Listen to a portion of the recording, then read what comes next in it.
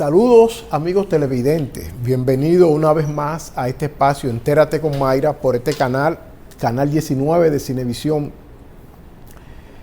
que se ve a través del mundo entero, a través de las redes sociales y a través de la internet. Ya se fue el primer mes del año, así como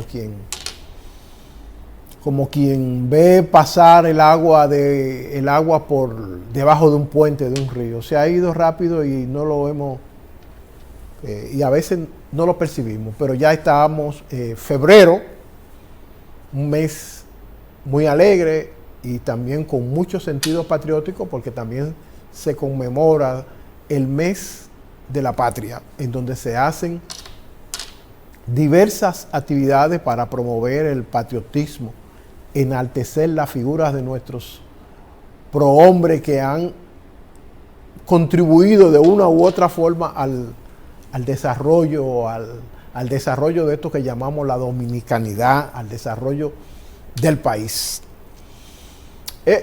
También el mes del carnaval, el mes de la alegría también, el mes de la conmemoración de la independencia nacional.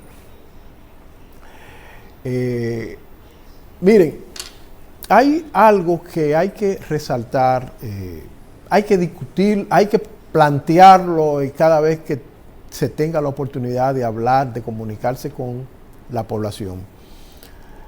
Se trata del estado de la justicia, y más del estado de la justicia, la decisión final que se tiene, que se debe de adoptar en relación a varios hechos o varios expedientes que están en manos de los tribunales de la República.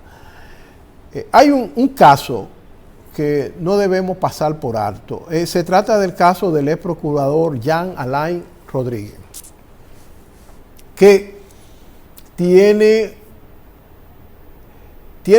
creo que va para 4 o 5 años y todavía no se ha llegado al proceso de conocimiento del inicio del proceso de fondo. Esto porque los abogados han presentado diversas peticiones al tribunal que han obligado a que eso se retrase. La estrategia parece es que esto se muera. Entonces, es necesario que se provoque un movimiento de abajo hacia arriba de la población para que estos hechos no pasen como otros y pasen al archivo muerto, que no se conozcan y siga reinando la impunidad. Por eso me llenó de alegría ver a muchos ciudadanos que el domingo pasado se congregaron frente a la sede de la Suprema Corte de Justicia para exigir que los casos que están en los tribunales y que tienen que ver con la ventilación de hechos punibles, hechos de corrupción, se ventilen y se aceleren para evitar que se salgan con la suya aquellos que están acusados de la comisión de corrupción, aquellos que están acusados de haber robado recursos al erario, de aquellos que están acusados de sustraer recursos para utilizarlo en provecho propio. Y no lo digo solamente por el caso de Jean Alain, ahí tenemos también el caso de Senasa y otros que deben de agilizarse para que la sociedad, para que reciban el castigo ejemplar por el hecho de haber cometido esos robos en contra de la nación. Y si son, esto hay que decirlo también, y si en un juicio público, oral y contradictorio, estos personajes se determina que no han robado, como establece el expediente en el cual han sido sometidos, pues que lo descarguen, pero que hay un fallo que hay un fallo, que no se pretenda jugar a la gallinita ciega, extendiendo esto para darle larga y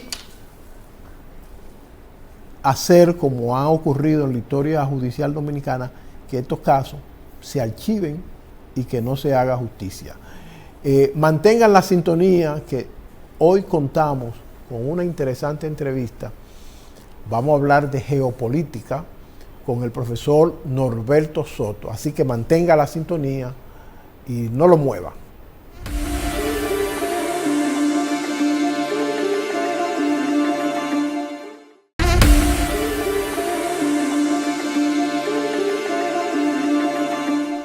Entérate con Mayra. Hemos llegado al momento estelar. Hoy contamos con la participación de un entrevistado de lujo. Se trata del profesor Norberto Soto, profesor de la Escuela de Filosofía de la Universidad Autónoma de Santo Domingo, profesor de la Escuela de Diplomacia de la Cancillería Dominicana. Fue diplomático en varios países de América Latina y con el cual vamos a conversar sobre diversos temas geopolíticos de actualidad. Saludos, profesor. ¿Qué tal? ¿Cómo le va? Muy bien, gracias, distinguido licenciado Eli Reyes, gran amigo, gran periodista. Profesor, yo quisiera comenzar esta entrevista preguntándole hacia dónde va el mundo, la composición, el dominio del mundo en estos momentos en donde hay enfrentamientos, guerra proxy, como le llaman ahora, entre distintos países. Hay por una parte una presión de los Estados Unidos por consolidarse en América Latina como amos y señores, una reedición de la doctrina Monroe, mientras en Europa hay una guerra entre Rusia y Ucrania, y la Unión Europea, que está apoyando, más o menos apoyando, porque últimamente ha dado cierto cambio. Pero yo quiero preguntarle, ¿hacia dónde va el mundo con esa situación geopolítica mundial que se está produciendo ahora? Sí, muchas gracias. Es una pregunta clave, interesante. Clave. Yo pienso que el mundo va hacia una transición de lo unipolar a lo multipolar y que ya va encaminándose casi a la instauración de ese modelo global, porque han emergido tres grandes poderes: China, la Federación Rusa y desde luego Estados Unidos, que no se puede jamás menospreciar como un gran imperio. Y entonces eso ha traído una puja entre los grandes poderes. La Unión Europea también está reorientando su formato, porque no puede seguir nada más con el formato económico comercial, sino que el poder, como dicen los de izquierda, el poder nace de las armas. El poder nace del fusil, decía el viejo Mao Zedong. Correcto. Eso hasta cierto punto se está demostrando ahora con el asunto de la Federación Rusa. Y la lucha, si él no presenta el Oresny, ese misil poderoso, se llevan a Rusia, entre Estados Unidos, Europa, Japón y demás. Pero resulta que presentó ese misil poderoso, una tecnología de punta, y paró el enfrentamiento en medio del conflicto que ya había con la intervención en Ucrania de parte de la Federación Rusa, de Putin, en el 2022. Entonces, todo esto está implicando que hay una puja entre los poderes, porque hay una crisis muy fuerte que siempre son provocadas cuando hay una transición hacia un nuevo modelo geopolítico. Eso es lo que está pasando. Pero inevitablemente ese equilibrio va a llevar el reconocimiento o autorreconocimiento de cada una de las tres grandes potencias, con también cierta intervención de la Unión Europea, dependiendo por dónde se mueva la Unión Europea ahora, porque está distanciándose de Trump, porque no le conviene, y sus intereses han sido fuertemente afectados, sobre todo en lo económico, en lo comercial, en el gas.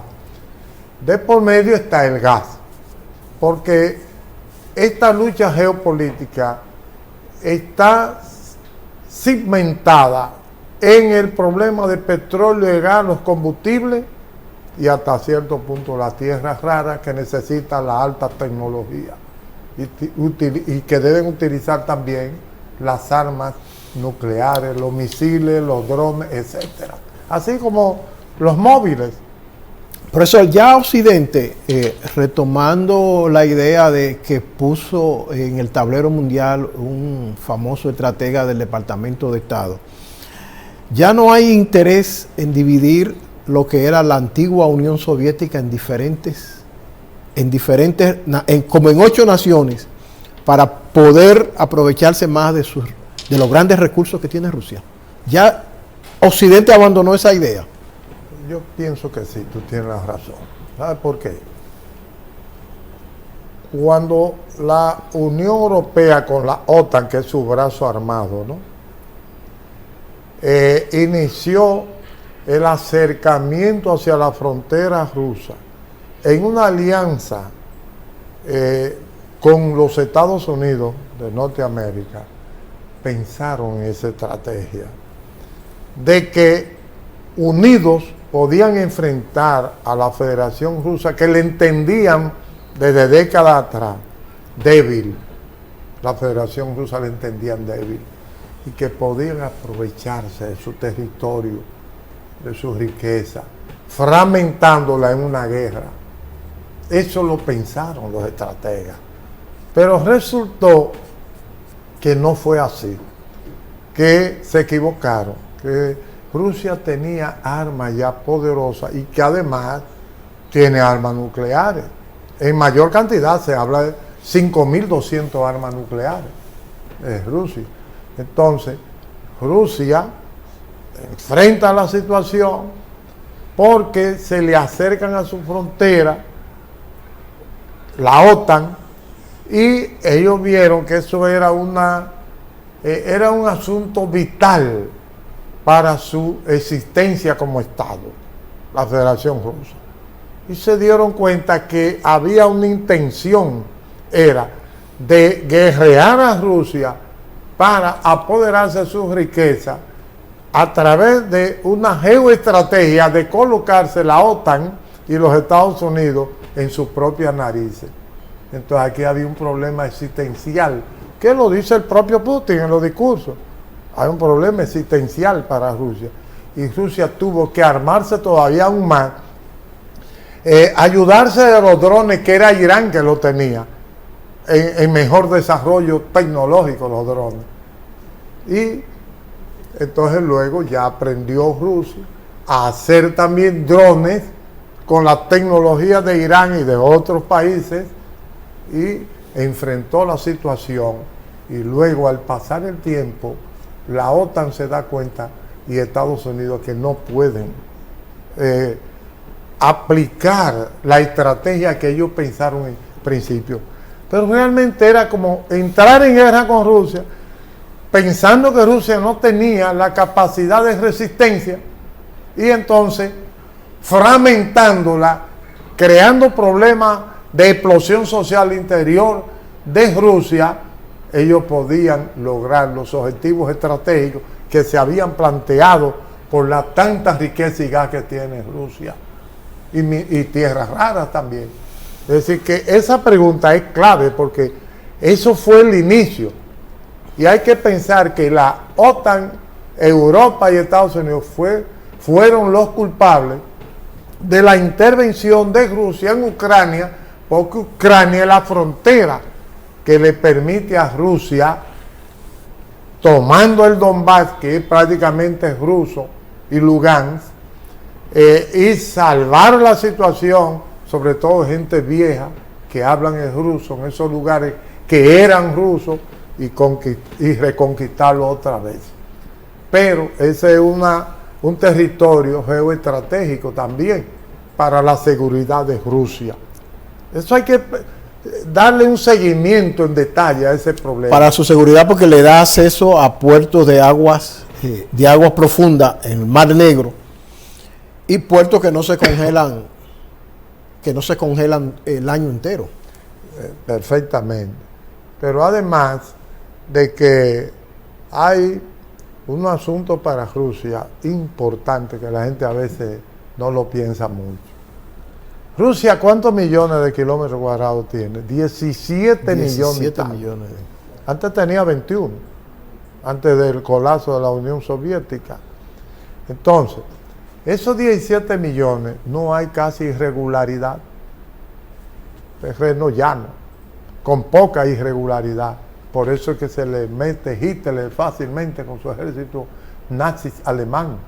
Por eso los mongoles se le meten, que también controlaron, y se le meten otras naciones. Porque Rusia se penetra fácil y ellos le tienen mucho temor. Entonces, a que le pasara eso otra vez. Pero el problema es, después que se meten en Rusia, ¿cómo salen? Y ahí tiene la ganancia el ejército ruso. Ya después que entra, tiene la experiencia, la derrota de Napoleón y los ejércitos alemanes. Perfecto, y Francia. Entonces es una experiencia larga, militar, estratégica que tiene Rusia, que la ha exhibido ahora en este conflicto.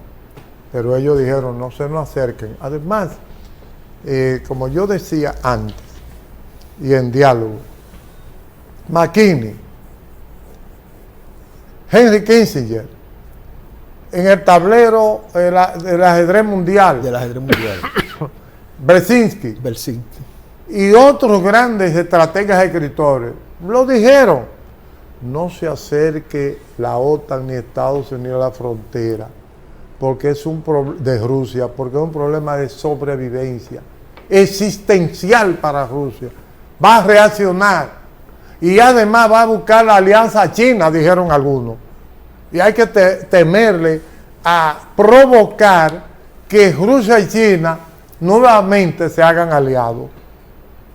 Justamente hizo lo contrario la OTAN. Antes había un jefe de la OTAN, ahora es Rutte. Están encaminándose, se encaminaron hacia eso y hoy han tenido que frenarse la OTAN porque no pueden ya tener ganancia en el pleito geopolítico versus Rusia. Profesor, en esta guerra ha ocurrido prácticamente la guerra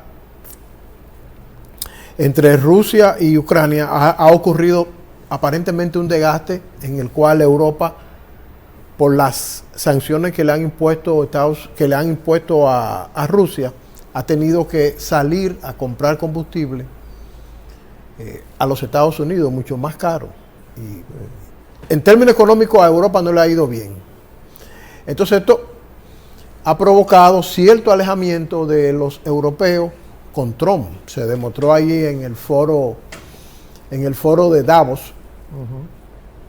¿Podría producirse un acercamiento, un arreglo entre rusos y europeos ahora a partir de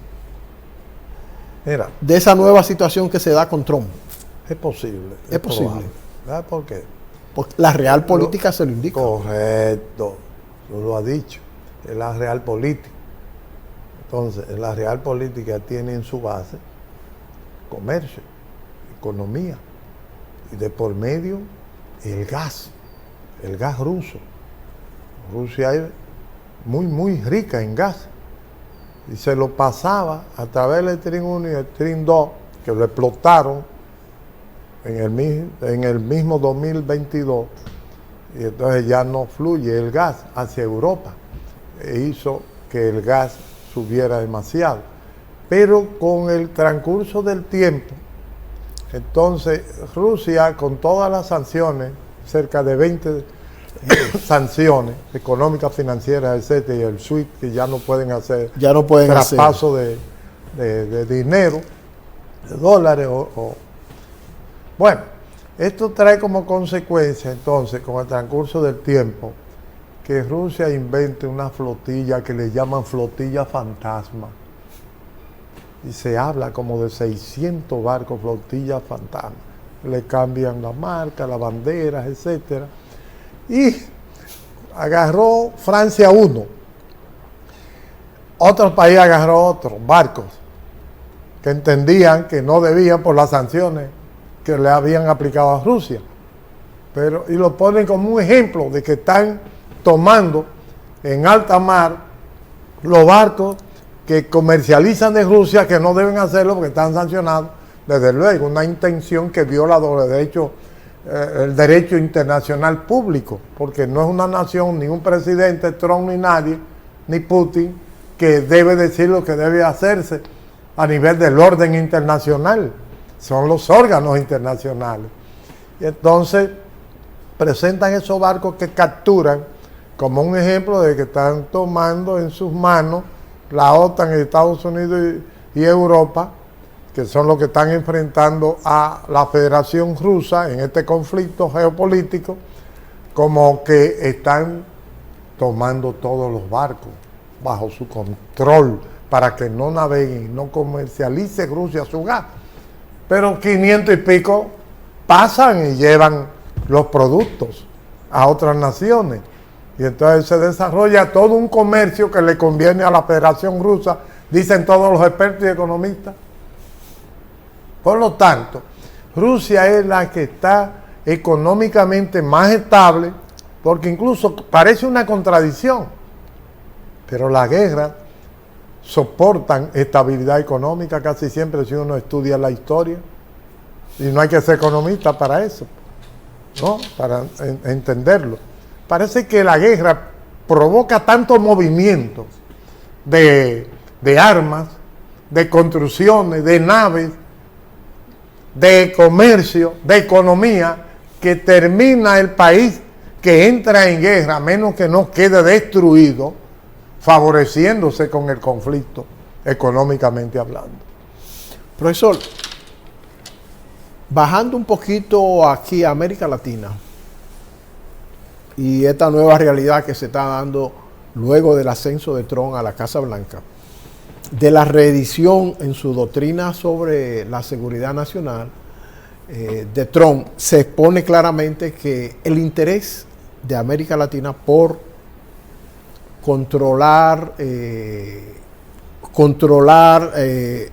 a América Latina, ¿no?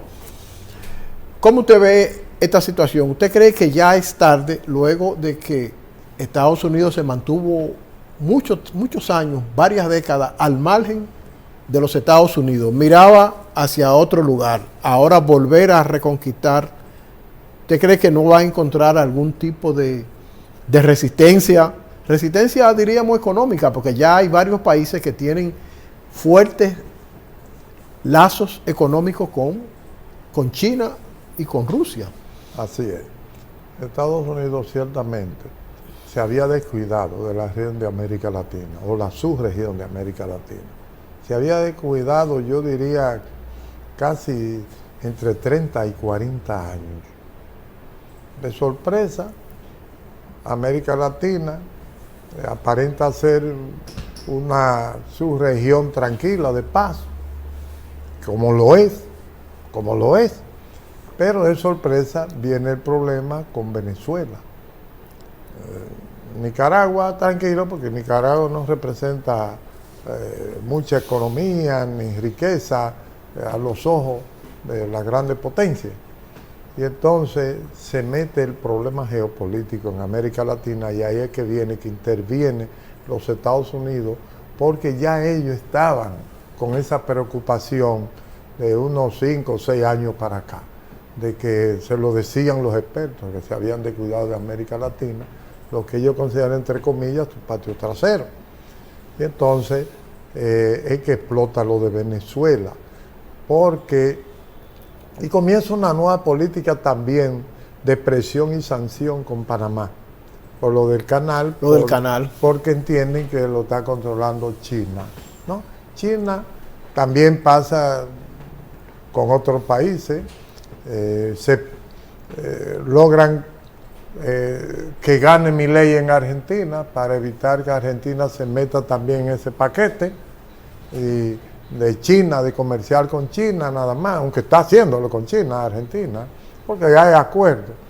El fin es que China va penetrando en América Latina en los asuntos de negocio y comercio y de infraestructura, que ya conocemos lo que iba a pasar en Manzanillo, y Estados Unidos presionó a nuestros países para que no sucediera, y un presidente con inteligencia y estrategia no va a caer en el gancho, porque al final, ¿a quiénes que a nosotros nos interesa y nos conviene?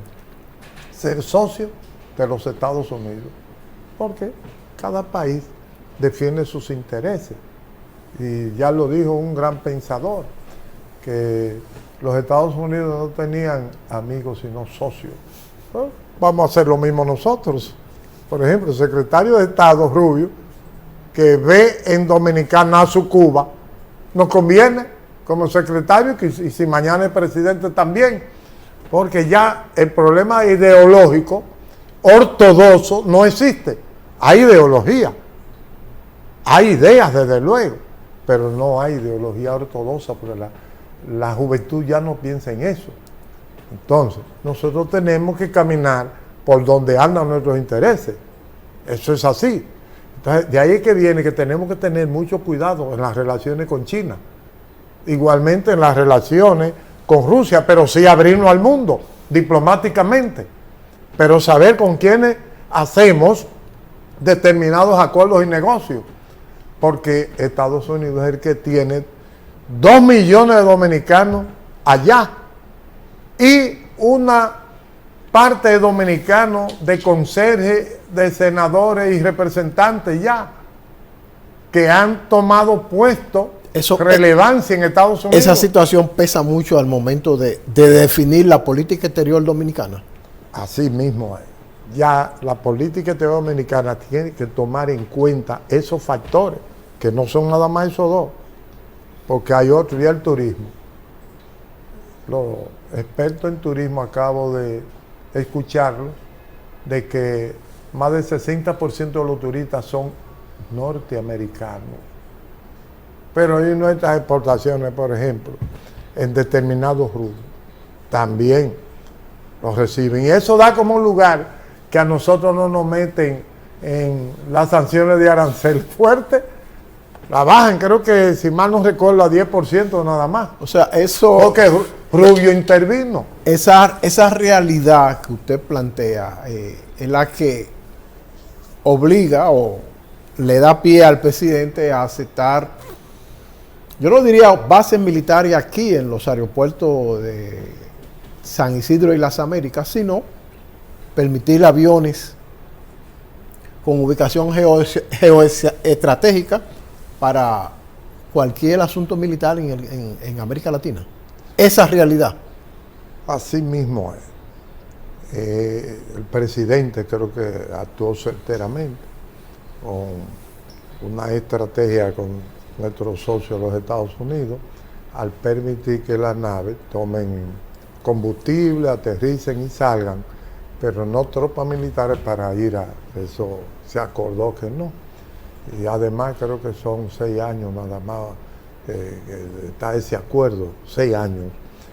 Y lo hizo con una estrategia en favor de nuestros intereses, el presidente Luis Abinader, correctamente, porque Estados Unidos es nuestro gran socio.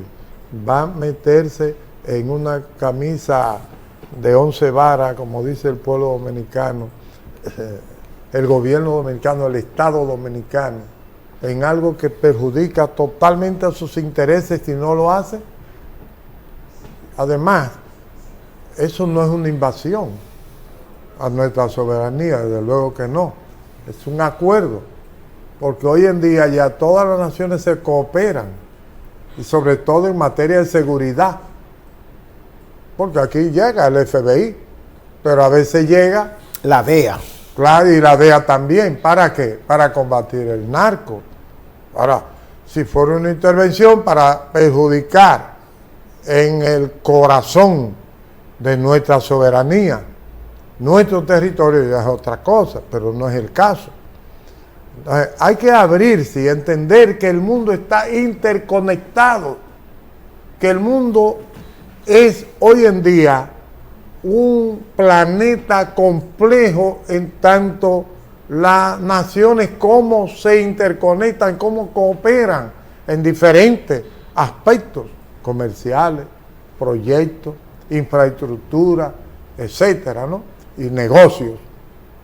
Y además que la tecnología obliga a eso hoy, porque se hacen transacciones financieras a través de la tecnología sin ni siquiera llegar las partes a aquel territorio. Entonces, hoy hay que abrirse, hay que tener una mentalidad muy abierta para comprender por qué pasan determinadas cosas en el mundo hoy interconectado. Edgar Morin, por cierto, que tiene 104 años, está vivo, francés, el autor del Pensamiento Complejo, Ciencia de la Complejidad, lo dice, que el mundo es uno solo, pero interconectado, porque hay una complejidad, como el cruce de mis manos y los dedos, que forman esas figuras. Entonces, que eso hay que entenderlo, que no se puede tener un solo enfoque, o sea, un enfoque unilateral, que los enfoques deben ser diversos e interconectados. En este caso, las naciones, los proyectos, la cooperación, ver qué nos conviene más con tal nación, que es lo que he explicado, y con cuál nos perjudica a nosotros. Si nos enfrentaríamos a los Estados Unidos en favor de China, ¿qué pasaría con los turistas americanos? No vinieran. ¿Qué pasaría con el visado? Que a dominicanos que más fácilmente le dan visado, porque yo lo veo con gente que conozco, oh, te dieron 10 años, sí, ¿va? Por las buenas relaciones existentes con los Estados Unidos. Profesor, vamos a aprovechar estos minutos finales. Quiero preguntarle, Canadá y Estados Unidos, que tradicionalmente han tenido buenas relaciones comerciales, ahora con el ascenso de Trump a la Casa Blanca y la colocación de aranceles, ha provocado un desacuerdo con Canadá.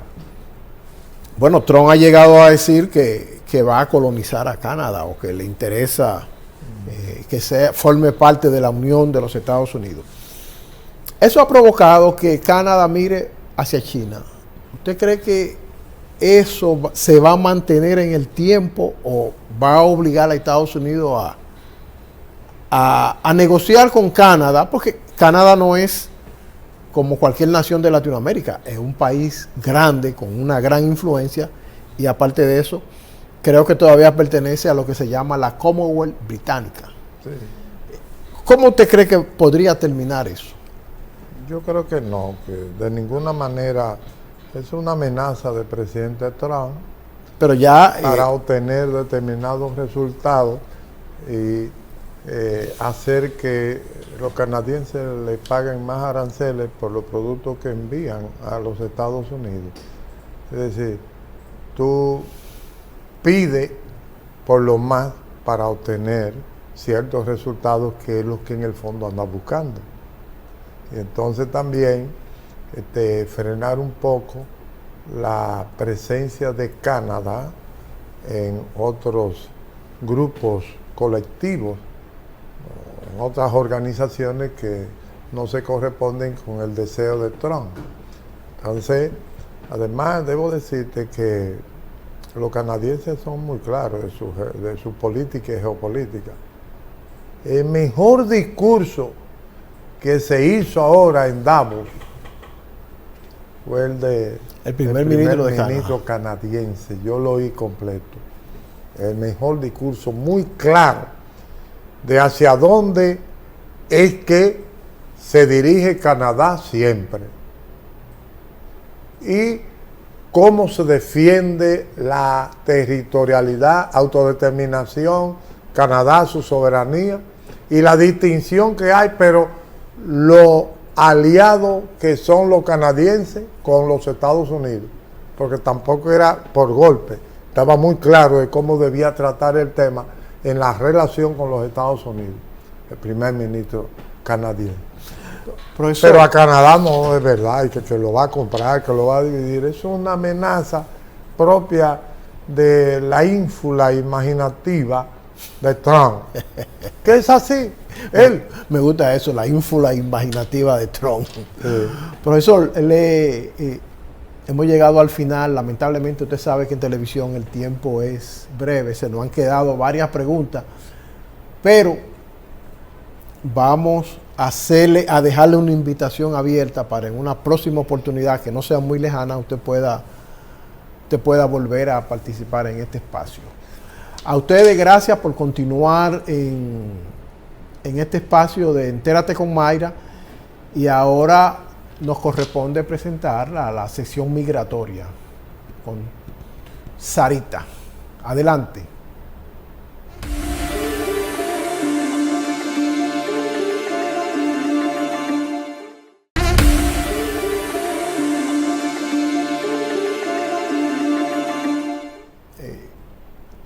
La sección más seguida y más vista y más escuchada de este espacio es la que tiene que ver con aspectos migratorios con Sarita.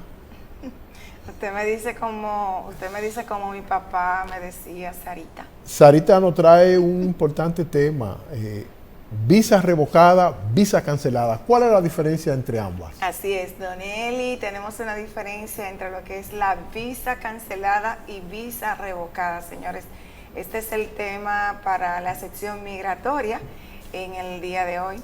Así es que usted tiene que prestar mucha atención, y una de las causas radica en lo que es la gravedad y su causa entre ambas, así como le va a aparecer en pantalla con relación a las diferencias que hay entre una visa cancelada y una visa revocada. Yo creo que usted debe de prestar mucha atención con esta información, y es que en la revocación de la visa hay un aspecto muy importante que hay que señalar.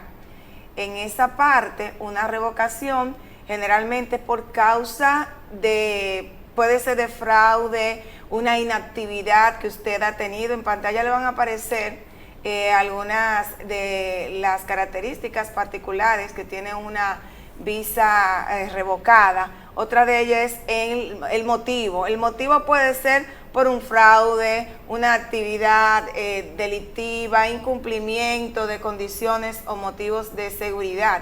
El efecto sería que deja sin permiso de ingreso y que puede resultar en prohibición de ingresos o sanciones graves. El proceso, bueno, se le anula el documento como tal, la visa, y usualmente esto sucede con una notificación a pasar por el consulado a una entrevista, y que directamente allá entonces le colocan el sello de revocada. Tiene ese proceso como tal, pero vamos a ver cuál es la diferencia ahora entre lo que es la visa cancelada, señores. Normalmente una persona que va a renovar una visa, pues le cancelan la anterior y entonces le emiten un visado nuevo. Y en esta parte, esto puede ser en el ámbito administrativo. El motivo puede ser porque hizo una renovación de pasaporte y también porque está renovando la visa, tiene menos efectos graves, y el contexto se utiliza para dar de baja un documento físico, a menudo por consecuencias negativas inmediatas, sin consecuencias negativas inmediatas. Entonces, en este caso, ya podemos ver cuál es la diferencia entre lo que es una visa cancelada y una visa revocada. Y esta importante información, Don Eli, y a todos nuestros amigos televidentes, es porque muchas personas, cuando tienen este tipo de situación, no saben cuál sería la consecuencia de una y de otra. Entonces, es muy importante señalar que el tiempo de permanencia en los Estados Unidos, si se excede al tiempo permitido, esto le puede también traer lo que es la visa revocada. O sea, usted puede tener como resultado una visa revocada. Usted tiene una visa cancelada cuando va a renovar ese documento, pero la revocación de una visa influye en un incumplimiento que usted pudo tener en un momento indicado. Así es. Al que le revocan la visa o al que se la cancelan, puede tener la oportunidad de ir nuevamente al consulado luego de llenar esos requisitos. Bueno, con relación a lo que es la revocación de la visa y la cancelación, tienen oportunidades de ir, pero ya en esta parte hay una que crea un poquito más de consecuencia que la otra, en esta parte de la revocada. Ahora bien, está la prerrogativa del oficial consular, que en este caso pues pueda evaluar esa solicitud desde su punto de vista práctico. Así que si usted está en una de esas situaciones y desea volver a solicitar visa, pues yo les insto a ustedes que en este caso puedan ir a una asesoría migratoria para que ustedes puedan tener las informaciones correspondientes a el tipo de solicitud que usted esté haciendo y va a recibir esa asesoría para que usted pueda tener la información correcta con relación a la tramitación que usted pueda hacer en este momento. Así es que ahí aparecen los números en pantalla para que ustedes se puedan comunicar. Está el 809-670-7011 y 809-534-8459. Señores, llamen que yo con gusto les voy a asistir. Don Eli. Gracias por esas importantes informaciones que sirven de orientación a nuestros seguidores, a nuestra audiencia. Y te voy a pedir algo que yo sé que tú lo... ¿Qué me gusta? ¿Qué me te gusta, Don Eli? ¿Qué me gusta? ¿Qué viene ahora? Viene la sección, señores, de etiqueta y protocolo con nuestra querida Mirla Germán. Buenos días, Mayra, y a ustedes, amigos televidentes de este su programa Entérate con Mayra. Hoy vamos a tratar el tema de cómo vestirnos para ir a una boda, porque también tenemos ciertos protocolos para nosotros asistir a una actividad de esta clase. Fíjense que si ustedes reciben una invitación para ir a una boda, algunas tienen etiqueta. Dice que usted puede ir vestido de gala, semiformal, bohemio y también temática. Aunque ustedes no lo crean, sí, hay bodas temáticas. Entonces ya usted sabrá, según la invitación, lo que diga esta invitación, de qué manera usted puede ir vestida. Vamos a iniciar. Si una boda es en la mañana, regularmente la hacemos en un jardín, la playa, en un lugar abierto. Aquí usted puede utilizar un vestido que puede ser 3/4 arriba de la rodilla. Un vestido sencillo, ligero, de color pastel, porque no es adecuado en la mañana ir a una boda con un vestido largo, mucho brillo, escote, transparencia. No, porque claro, usted está al aire libre y usted debe ir de esta manera. También los zapatos. En esta ocasión usted debe usar zapatos cómodos, de taco y medio, y que sean un poco anchos, no estos finos, porque entonces usted está en la playa o en un jardín, el taco se le puede enterrar en la arena. A los caballeros se le puede permitir ir vestido de chaqueta o un pantalón con su camisa. A veces no es necesario que tenga un saco, pero nada de smoking, porque es algo ya para una boda de noche. De la misma manera, usted, si utiliza una pamela, por favor, que no sea tan enorme, Mayra, porque en ocasiones van con estas pamelas tan grandes y cuando usted se va a dirigir al buffet, usted va a bailar o va a hacer otro tipo de actividad dentro de la boda, se le va a hacer difícil a tener esta pamela tan enorme. Igual si usted va a usar un tocado, debe ir del lado derecho, ya que del lado izquierdo usted va con su pareja Y esto entonces al caminar o al interactuar ustedes pueden chocar y usted puede, con el tocado, puede molestar. De la misma manera, no debe ir con un peinado tan retocado. Puede ir con algo sencillo, el pelo así, recogido a un ladito, una cola, es una buena forma de usted ir peinada. El maquillaje tampoco, ustedes saben que estamos en una época de más naturalidad. Puede ser un maquillaje sencillo. Aquí no aceptamos el brillo. Ok, tú puedes usar quizás una ropa ligerita que tenga brillo, pero que estos cristales sean de colores. Es lo más adecuado. Carteras, llevamos a veces carteras enormes. Lo ideal es que usted lleve una cartera pequeña y así es más manejable para usted, mucho más fácil. Y la misma la podemos colocar detrás de la espalda conjuntamente con el respaldo de la silla.